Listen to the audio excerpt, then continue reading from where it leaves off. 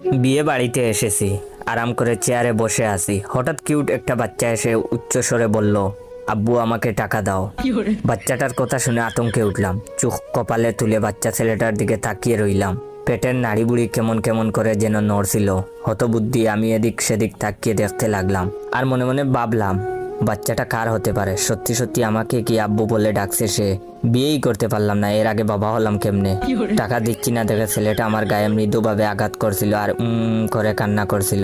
ছেলেটার কান্না দেখে একটা লোক আমার নিকট এসে বলল, ভাই টাকাটা দিয়ে দেন। বিয়ে বাড়িতে এমনিতে গেঞ্জাম, তার উপর বাচ্চা ছেলের কান্না সহ্য করা যায় না, ভাই টাকাটা দিয়ে দেন। লোকটাকে কি জবাব দিব বুঝতেছিলাম না। এর মধ্যে একটা রূপবতী মেয়ে এলো। তাকে কেন যেন চেনা চেনা লাগছিল। বাঁকা চোখে তাকিয়ে উত্তেজিত গলায় আমাকে বলল, এই তুমি এখনো বাবুকে টাকাটা দাওনি? কেমন মানুষ তুমি, শুধু শুধু আমার ছেলেটাকে কাঁদাচ্ছ। মাথার উপর বাজ পড়লো বলে মনে হলো, নিজেকে মানসিক রোগী মনে হলো। ভাবলাম কবে পাবনা থেকে ছাড়া পেয়েছি, কবেই বা পাগল হয়েছিলাম, নাকি মেয়েটা আর ছেলেটা সহ পাগল। মেয়েটাকে কিছু না বলে চেয়ার ছেড়ে বন্ধুর রুমে গেলাম, কিন্তু একটু পরেই দেখি সেই মেয়েটা এসে হাজির।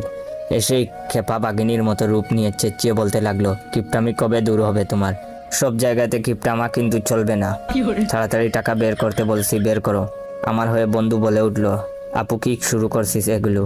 বন্ধুকে ধমক দিয়ে চুপ করিয়ে দিল মেয়েটি। এরপর বলল, তুই চুপ থাক, আমার স্বামীকে যা ইচ্ছা তাই বলবো, তোর কি তাতে? আমি বন্ধুর দিকে ভূত দেখার মতো করে তাকিয়ে রইলাম। বন্ধুও আমার দিকে। বাধ্য হয়ে পকেট থেকে 10 টাকা বের করে দিলাম।